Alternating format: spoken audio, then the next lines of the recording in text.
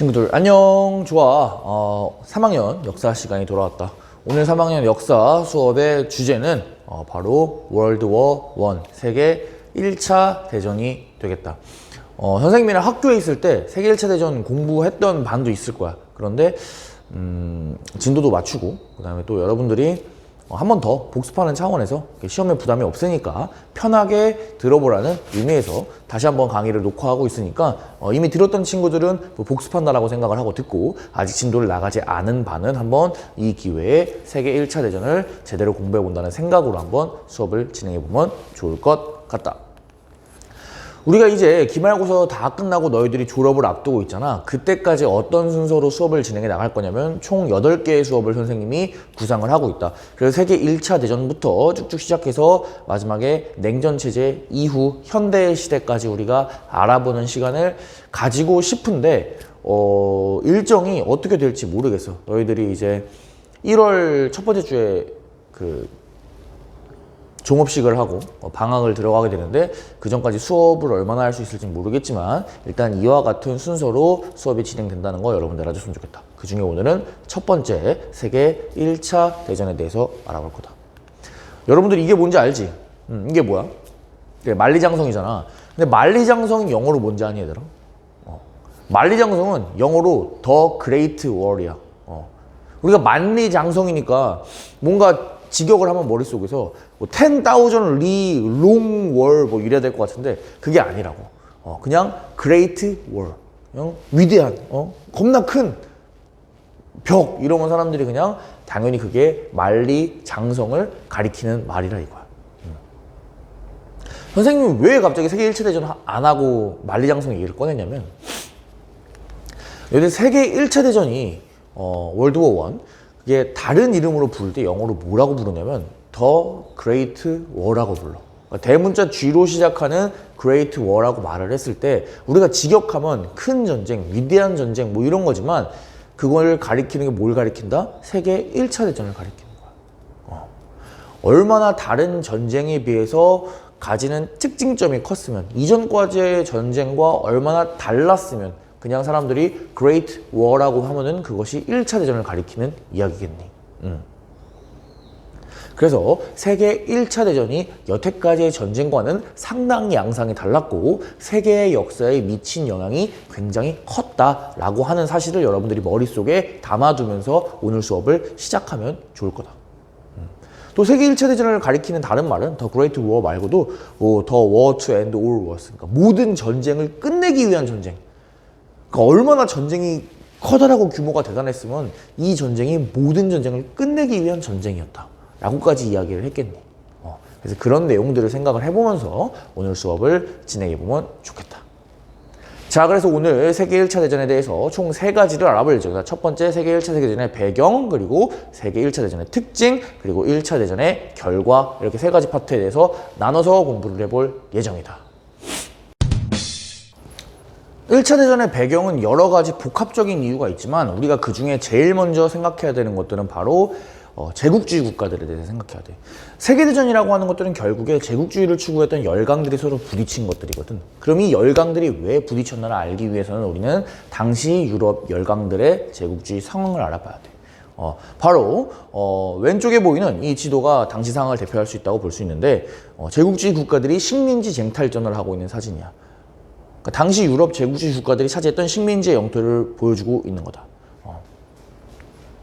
그런데 이 식민지라고 하는 거는 결국에 어떠한 남의 땅을 빼앗는 거잖아, 그치 얘들아? 근데 지구라는 공간은 한정되어 있기 때문에 식민지를 무한정 넓힐 수는 없었어. 결국에 한정되어 있는 영토를 가지고 이제는 제국주의 국가들끼리의 갈등이 빚어지게 되는 거다. 대표적으로 다른 나라들이 시민혁명과 산업혁명을 먼저 하고 식민지 쟁탈전에 뛰어들고 있을 때 상대적으로 후발주자였던 국가들은 식민지를 얻는데 어려웠겠지. 대표적으로 독일이나 이탈리아 이런 나라들이 있었는데 그래서 독일 같은 경우에는 당시 상황이 굉장히 불만이 있었던 거야. 그 지도를 보게 되면은 빨간 색깔이 영국의 식민지고 보라 색깔이 프랑스의 식민지다. 그리고 까만 색깔 보면은 에스파냐의 식민지고 뭐 이런 식으로 식민지가 많잖아. 그런데 이제 영국의 식민지, 연두 색깔, 영국의 식민지. 독일의 식민지가 연두 색깔인데 봐봐. 그렇게 많지 않단 말이야. 그래서 독일 같은 경우에는 뒤늦게 국가를 통일하고 제국주의 국가로 나아가려고 했으나 자기들이 원하는 만큼 그런 식민지 시대에 식민지를 얻지 못했던 거지. 그래서 독일은 그런 불만을 갖고 있었어. 그래서 1차 세계대전의 배경의 첫 번째 이유로는 제국주의가 심화되면서 제국주의 국가들끼리 식민지를 두고 서로 갈등을 빚게 되었고, 그 중에서도 특히 1차 대전의 주인공이라고 할 수 있는 독일의 불만이 내재되어 있는 상황이었다라는 것들을 여러분들이 이해를 할 수 있어야겠다. 자, 그래서 두 번째, 지도를 보게 되면은 연두색을 제외하고 노란색 국가들이랑 빨간색 국가들이 싸운 게 1차 세계대전이야. 보면 유럽의 거의 뭐 대부분 보면은 북쪽에 있는 노르웨이, 스웨덴, 그 다음에 뭐 아래 스위스, 그리고 스페인 정도를 제외하고는 대부분의 국가들이 전쟁에 휘말려 있는 것을 볼 수 있는데, 그럼 어떻게 해서 이렇게 대부분의 국가들이 전쟁에 참여했는지 그 이유, 그것을 두 번째 배경으로 살펴볼게. 그 상황을 살펴보기 위해서는 먼저 아까 1차 세계대전의 주인공이라고 했던 독일의 상황에 대해서 봐야 돼. 우리 독일하면 생각나는 인물 한 명 있지. 독일의 통일에 앞장섰던 철혈지상, 그 사람 누구였니? 그래, 비스마르크였지. 독일의 비스마르크는 독일이 안정적으로 성장하기 위해서는 어떠한 태도를 취해야 된다고 생각했어. 독일이 언젠가는 넘어야 될 산, 언젠가는 넘어야 되는 벽, 그리고 언젠가는 싸워야 되는 라이벌 국가, 그런 국가가 있다고 생각을 했던 거야. 그 국가가 어디였냐면 바로 독일 옆에 있는 프랑스였다. 그래서 비스마르크는 이렇게 생각했어. 독일이 안정적으로 성장하기 위해서는 라이벌 국가인 프랑스를 외교적으로 고립시키는 게 우선이다. 그래서 프랑스를 고립시켜서 상대적으로 프랑스와의 갈등을 좀 죽여놓은 상태에서 독일이 안정적으로 발전할 수 있다고 봤던 거지. 그래서 비스마르크는 자신의 외교적인 능력을 발휘를 해서 비스마르크 체제라고 불리는 외교 관계를 구축하게 된다. 보게 되면 프랑스를 고립시키기 위해서 여러 나라랑 동맹을 맺는 거야. 먼저 독일이랑 원래 같은 나라였지만 통일하는 과정에서 분리됐던 나라 있었잖아, 그지?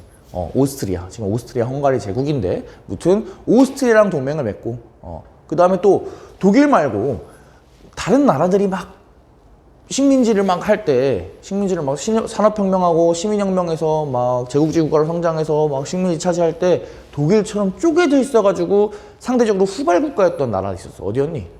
맞아. 이탈리아겠지. 그래서 독일, 오스트리아, 이탈리아를 잇는 삼국 동맹을 맺는다.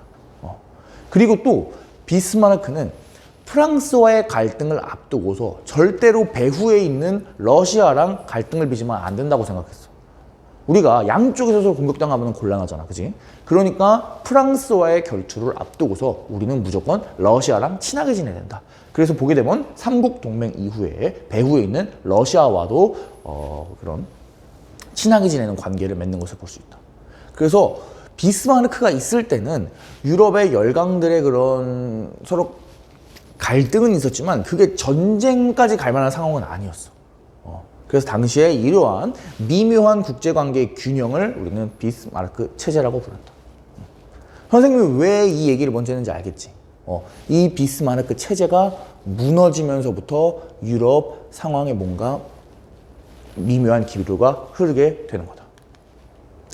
비스마르크가 정치에서 물러난 이후에 독일의 빌헬름 2세는 러시아와의 관계를 절단한다.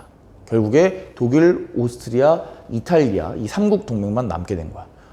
홀로 남아서 고립된 러시아는 당연히 고립을 추구할 수 없기 때문에 독일 반대편에 있는 프랑스랑 연결된다.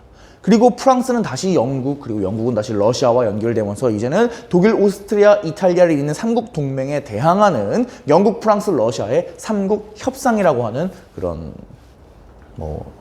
연합이 생기게 되는 거지. 결국에 유럽 세계가 지금 어떤 얘들아? 반으로 나뉘어가지고 서로 갈등을 언제 치고받고 할지 모르는 위험 상황으로 가게 되는 거야. 이게 바로 두 번째 배경이었던 비스마르크 체제의 몰락과 삼국 협상, 그리고 삼국 동맹의 등장이 되겠다. 그러면 이 삼국 협상과 삼국 동맹의 갈등은 어디서 점화가 되느냐? 바로 유럽의 화약고라고 불리는 발칸반도. 지금 그리스가 있는 곳이야, 발칸반도. 발칸반도에서 시작되게 된다. 왜 하필 저 동네에서 유럽의 분쟁이 시작되었냐? 바로 이 국가를 빠놓고 얘기할 수가 없지. 바로 오스만 제국이다. 원래 유럽 내에서도 엄청나게 넓은 영토를 차지했던 오스만 제국이 18세기 이후 수백 년에 걸쳐서 꾸준히 내리막길을 걸어가. 그러면서 오스만 제국이 유럽 안에 있던 영토를 상실하게 되는 거야. 우리가 시험 범위 마지막 시간에 배웠듯이 그리스를 시작으로 점점 더 위쪽으로 올라가는 유럽 영토의 대부분을 오스만 제국이 상실하고 오스만 제국은 지금의 터키 쪽의 아주 작은 나라로 변하게 된다. 이렇게 얘기를 했을 거야. 자, 그래서 이제 오스만 제국이라는 강력한 세력이 사라진 발칸 반도를 두고 유럽의 각국이 눈치를 보고 있는 거지. 아, 내가 저기를 먹고 싶은데, 내가 저기를 먹고 싶은데 이러면서. 그 움직임에 앞장섰던 나라가 두 나라가 있으니 바로 오스트리아 제국과 러시아 제국이었다. 오스트리아는 가까운 남쪽에 있는, 그러니까 남동쪽에 있는 발칸반도로 진출해서 이 지역에 대한 영향력을 확대하고 싶었어. 오스트리아 입장에서는 원래 엄청나게 큰 나라였고 독일 연방 안에서도 자기가 발언권이 셌었는데 프로이센한테 밀려가지고 조금 세력이 위축당하는 느낌이 있었을 거야. 그래서 그런 것들을 만회하고 좀 더 영향력을 확대시키는 제국주의국으로 나아가기 위해서 발칸반도에 진출하고 싶었겠지. 러시아 같은 경우에는 어떤 얘들아? 러시아는 항상 북쪽에 있는 느낌이잖아, 그치? 그래서 러시아는 남쪽에 있는 따뜻한 항구가 필요했어. 우리가 뭐 부동항이 필요하다 이런 얘기는 역사 공부하면서 많이 했을 거야. 그래서 러시아 같은 경우에는 남쪽 흑해 연안에 항구를 가질 수 있는 이 발칸반도 지역을 포기할 수 없었던 거지. 그래서 러시아 역시 발칸반도를 호시탐탐 노리고 있었다. 그런데 여기서 단순히 국제적인 그런 국가들 간의 문제뿐만 아니라 민족적인 문제도 개입되게 되는데 바로 러시아 사람들은 슬라브족이고 오스트리아 사람들은 다인종 국가긴 하지만 게르만족이 좀 주도를 했어. 원래 독일이었으니까. 그러니까 게르만족. 그래서 이제 게르만족과 슬라브족 민족적인 대립도 엉켜 들어가기 시작하는 거야. 굉장히 복잡하지? 자, 이러한 상황에서 제일 먼저 선수를 친 거는 오스트리아였다. 오스트리아는 발칸반도 위에 있는 보스니아라고 하는 나라를 합병한다. 게르만족이 발칸반도에 진출한 거야. 자, 그런데 이 발칸반도에 살고 있는 사람들 중에 많은 사람들은 슬라브족이었어. 러시아의 슬라브족이랑 같은 슬라브족이야. 그러니까 오스트리아의 이런 발칸반도 진출은 발칸반도에 살고 있던 슬라브계 사람들의 불만을 그냥 촉구시키는데 큰 영향을 준 거지. 오스만 투르크가 나갔는데 이제는 오스트리아 게르만족이 와가지고 막 우리한테 뭘 하려고 영향력을 확대하려고 그 사람 참을 수가 없었던 거지. 결국에 오스트리아의 황태자와 황태자비가 보스니아를 방문했을 때 보스니아 옆에 있는 슬라브족이 많이 사는 나라였던 세르비아에 살고 있던 세르비아의 한 슬라브 청년이 오스트리아 황태자와 황태자 부인을 암살하는 권총으로 빵빵 쏴서 죽이는 사건이 발생하니 그것이 바로 세계 1차 대전의 직접적인 도화선이라고 할 수 있는 사라예보 사건이다. 사라예보라고 하는 도시에서 일어났기 때문에 사라예보 사건이야. 세르비아인 청년이 오스트리아 황태자와 부인을 암살하는 모습 여러분들이 확인을 할 수 있겠다. 이제 되돌릴 수 없는 그런 상황, 파국으로 치닫고 있는 거야. 그지? 자, 이제부터 어떻게 해서 전 유럽이 세계대전에 휘말리게 되는지 선생님이 설명을 해줄게. 자, 오스트리아 입장에서 생각을 해보자. 자기의 황태자와 황태자 B가 총에 맞아 죽었어. 세르비아인 청년에 맞았어. 그럼 어떻게 해야 될까? 가뜩이나 이 지역에 대한 영향력을 확대하고 싶었던 오스트리아였어. 그런데 때마침 여기서 우리한테 그런 식의 행동을 했던 거야. 당연히 그렇지. 세르비아에 선전포고를 했겠지. 자, 오스트리아가 세르비아에 선전포고를 했어. 오스트리아랑 세르비아랑 1대1로 싸우면 당연히 오스트리아가 이기겠지. 오스트리아는 역사도 더 길고 더 땅도 넓은 나라고 세르비아는 이제 막 오스만 투르크의 영향력에서 벗어났던 나라니까. 그런데 그렇게 간단한 문제가 아니었어. 오스트리아가 세르비아에 선전포고를 하자 그걸 지켜보고 있던 같은 슬라브계 국가 어디야? 그래, 슬라브계의 큰형님 러시아가 세르비아를 위해서 군대 총동원령을 발동하고 오스트리아한테 선전포고를 때리는 거야.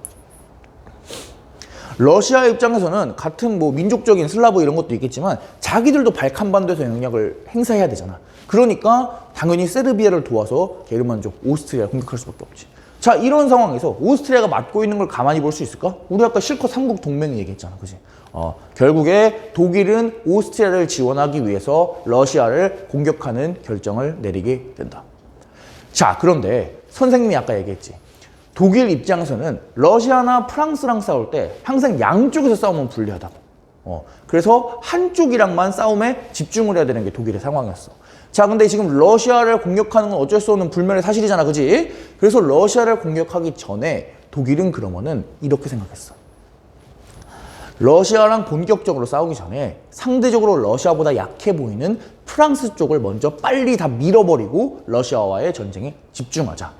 이 계획을 조금 어려운 말로 하면 슐리펜 계획이라고 하는데, 독일은 러시아를 공격하면서 동시에 우리가 언젠가는 양쪽으로 싸워야 되니까 지금 동시에 양쪽으로 피 터지게 싸우기보다는 최대한 빠르게 프랑스를 점령해버리자라고 하면서 동시에 프랑스에도 선전포고를 하게 된다.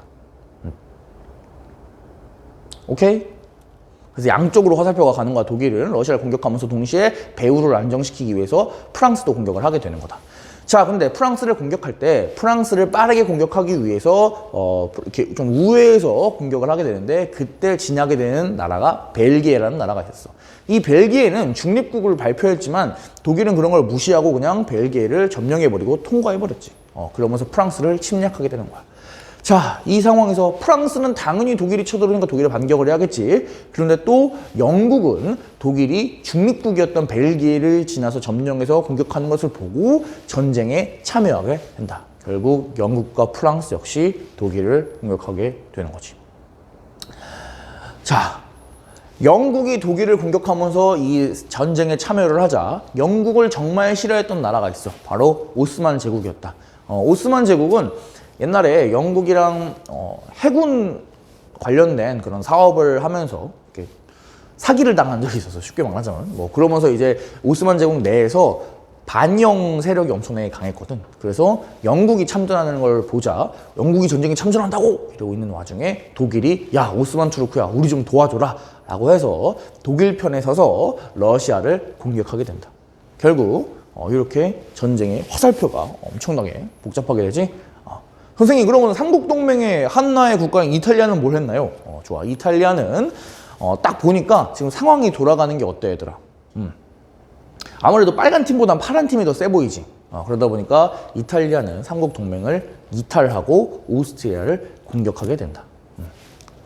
그래서 우리가 2차 대전 때는 너희들 나중에 배우겠지만 독일이랑 이탈리아가 같은 팀인데 1차 대전 때는 독일이랑 이탈리아가 다른 팀이야. 오케이? 좋아.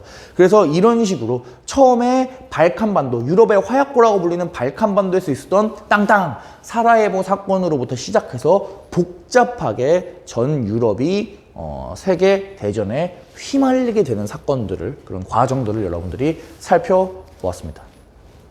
자, 그래서 정리할게. 세계 1차 대전의 배경. 첫 번째, 열강의 식민지 쟁탈전. 한정되어 있는 식민지를 두고 싸우는 열강들의 대립이 계속 지속되어 가면서 뭔가 전쟁이 촉발될 수도 있는 그런 위기 상황들이 내재되어 왔다.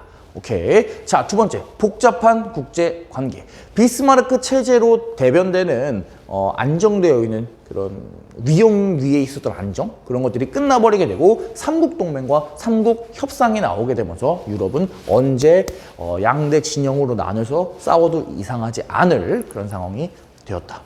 자, 세 번째, 민족 갈등. 이러한 민족 갈등은 발칸반도에서 오스트리아와 러시아가 대립하면서 그게 치닫게 되는데, 대표적으로 게르만족과 슬라브족의 갈등, 이렇게 얘기를 할 수 있겠다. 자, 네 번째, 이 모든 모순, 이 모든 문제점들을 폭발시키는 하나의 사건. 그래, 그 사건의 제목이 무엇이다? 바로 사라예보 사건이다. 그래서 이 네 가지가 크게 1차 세계대전의 배경이라고 얘기를 할 수 있겠다. 자, 지금부터는 배경에 대해서 살펴봤으니까 그 과정이나 특징에 대해서 살펴보도록 할게. 아까 선생님이 얘기를 할 때 독일 애들은 슐리펜 계획이라는 걸 갖고 있다고 그랬어. 슐리펜 계획이 무엇이냐? 동부전선, 러시아를 공격하기에 앞서서 먼저 재빠르게 서쪽 프랑스를 정리해버리겠다는 계획이야. 그래서 독일 애들은 굉장히 많은 전력을 서부전선, 프랑스 쪽으로 투입을 해서 프랑스 전쟁을 빨리 끝내버리려고 했다. 그런데 그 작전, 그 계획은 보기 좋게 실패한다.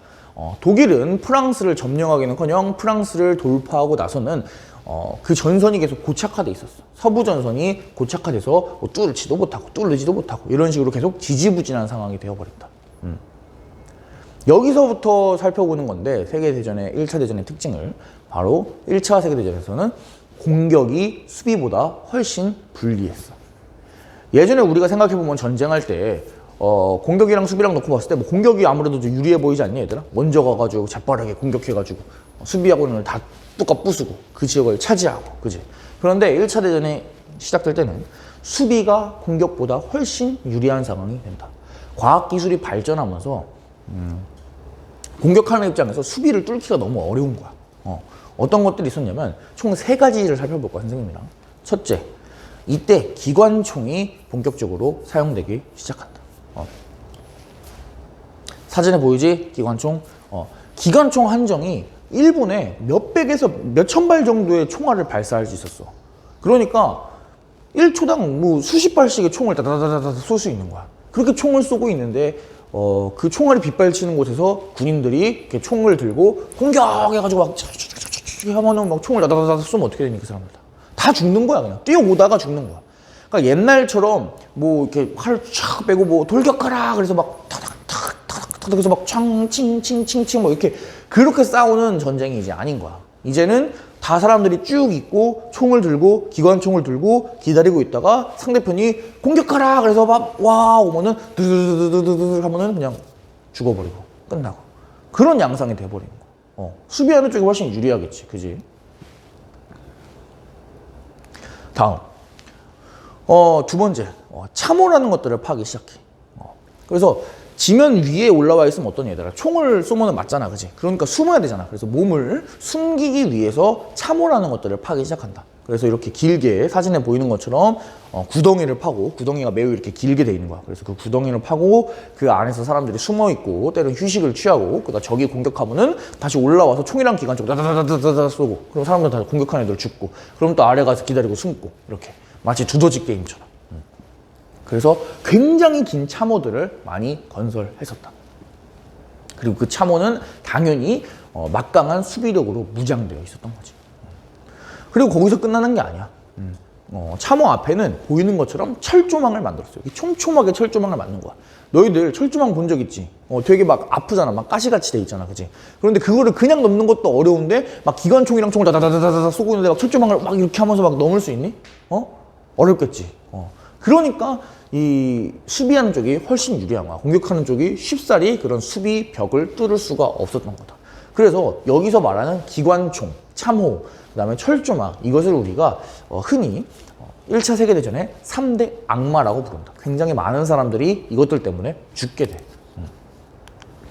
그래서 오른쪽에 있는, 왼쪽에 있는 거는 위에서 본 거야. 위에서 본 모식도인데 당시 1차 대전을 되게 잘 보여주는 모식도에 선생님이 갖고 왔어.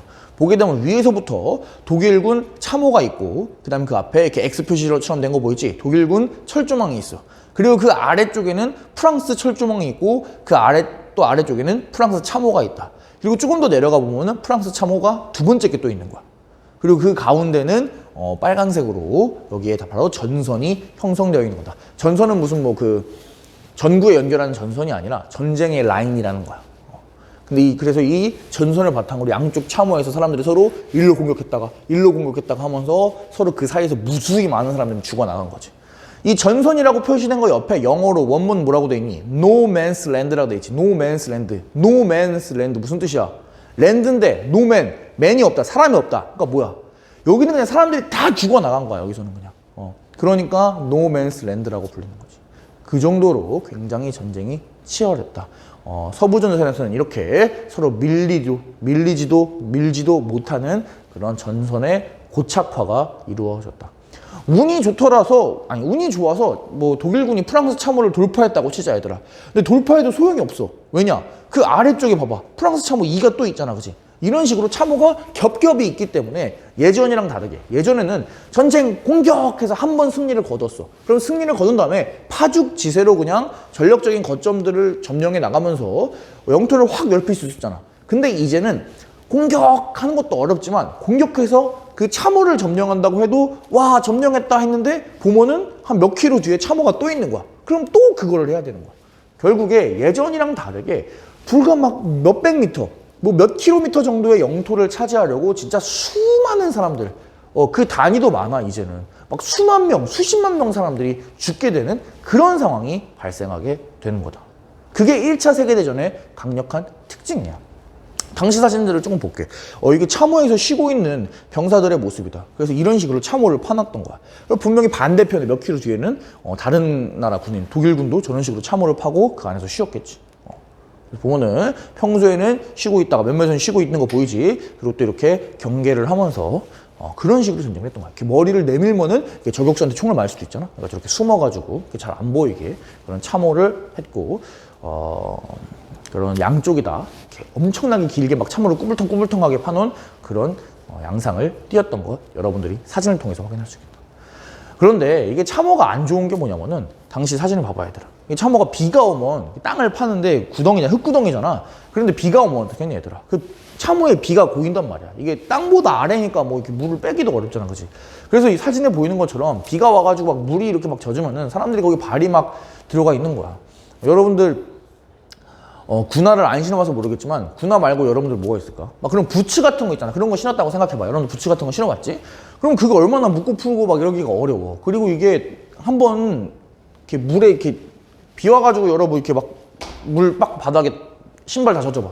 그럼 그거 얼마나 찝찝하고 그거 벗기가 어렵고 그러니, 그지 얘들아?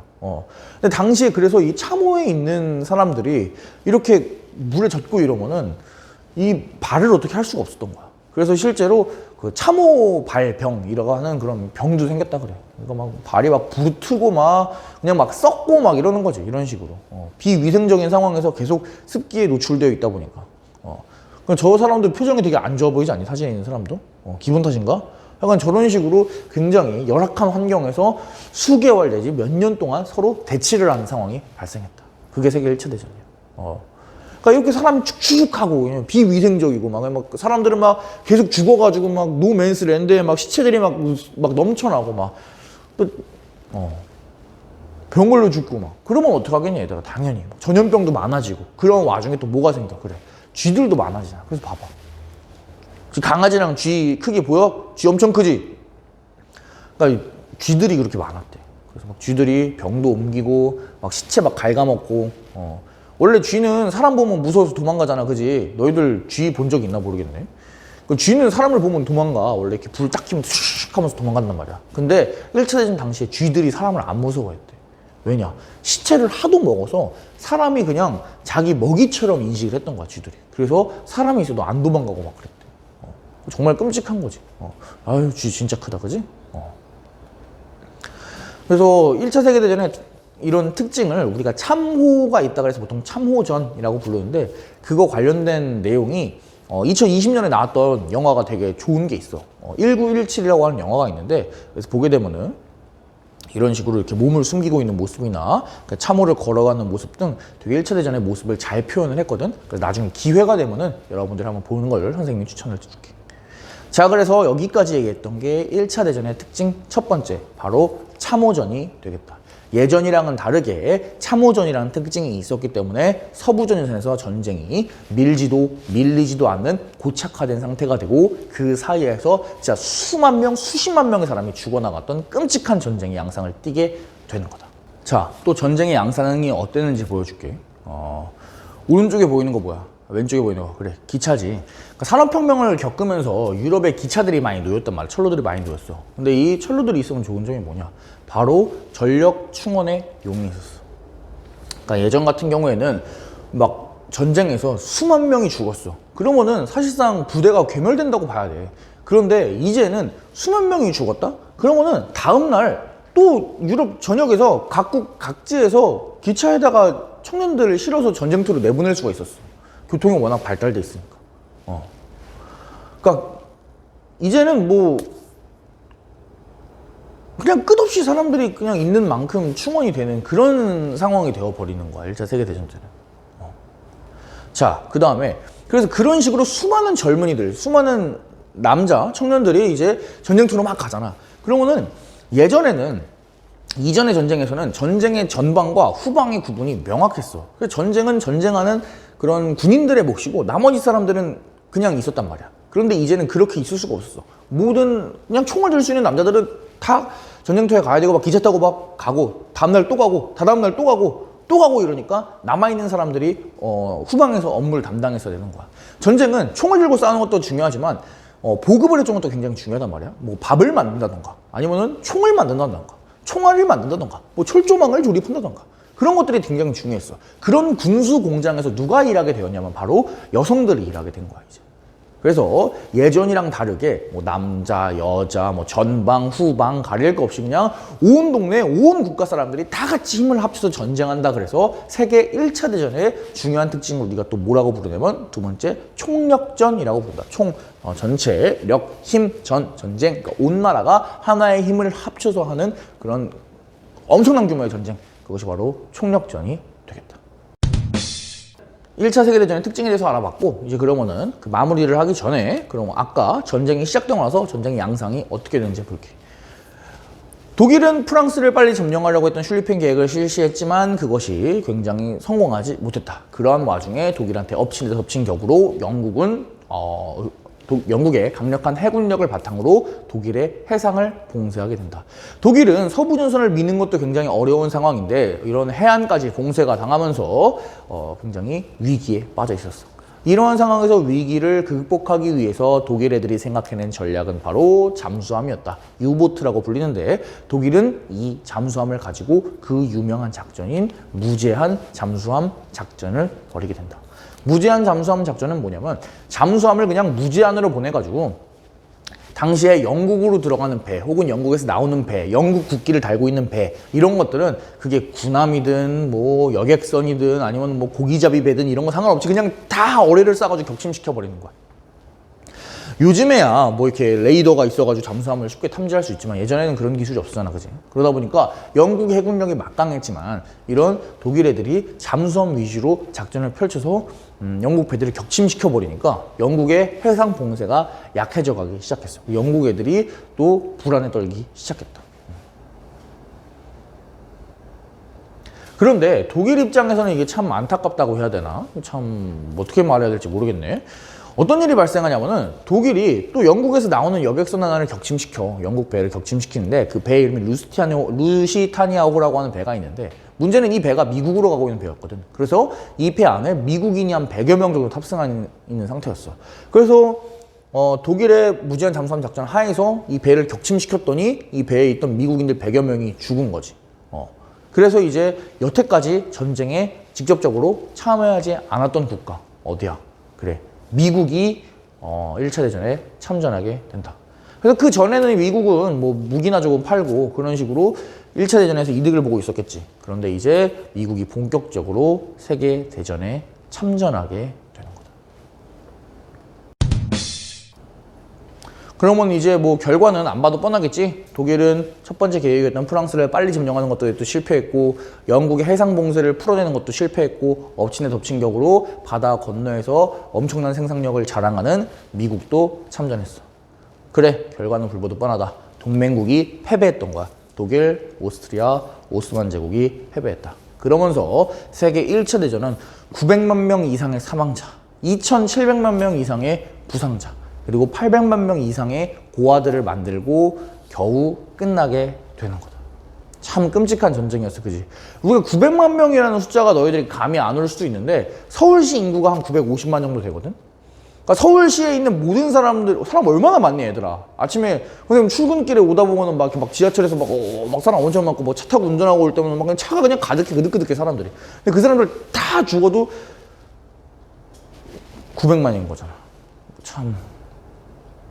정말 너무 끔찍한 그런 전쟁이다. 어떻게 인간이 참. 근데 지금 그냥 선생님이랑 숫자로만 봐서 그렇지 실제로 전쟁을 했던 사람들은 얼마나 그게 상처일 거야.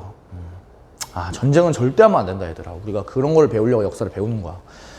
자, 어찌됐든 제가 1차 세계대전에 끝까지 봤으니까 이제 결과를 알아보도록 할게. 자, 결과 첫 번째, 제국이 몰락하게 된다. 전쟁을 주도했던 독일, 오스트리아, 그리고 오스만 제국의 황제가 다스리는 전제 정치가 무너지게 된다. 독일 제국도 무너지고 오스트리아 헝가리 제국도 무너지고 오스만 제국도 무너지면서 유럽 각지에서 공화국이 세워지게 된다. 이제 황제가 다스리는 제국의 시대, 황제의 시대는 유럽 역사에서 뒤안길로 사라지게 되는 거다.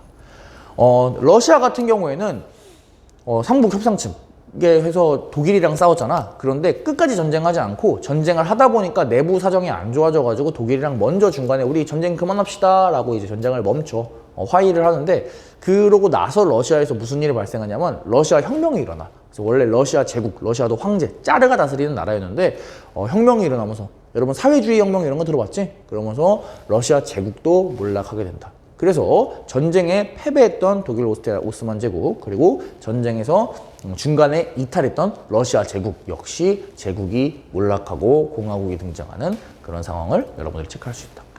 자, 두 번째. 아까 군수공장에서 여성들이 열심히 있다고 그랬어. 그래서 여성들이 전쟁에 굉장히 많이 참여했던 거지. 전쟁에서 참여하면서 전쟁에 기여했다면 당연히 전쟁이 끝난 다음에 사회적 지위가 어떻게 되겠니? 맞아. 사회적 지위가 상승한다. 그래서 아이러니하게도 세계 1차 대전이 그런 민주주의의 발전에 어느 정도 영향을 주기도 한다. 자, 세 번째.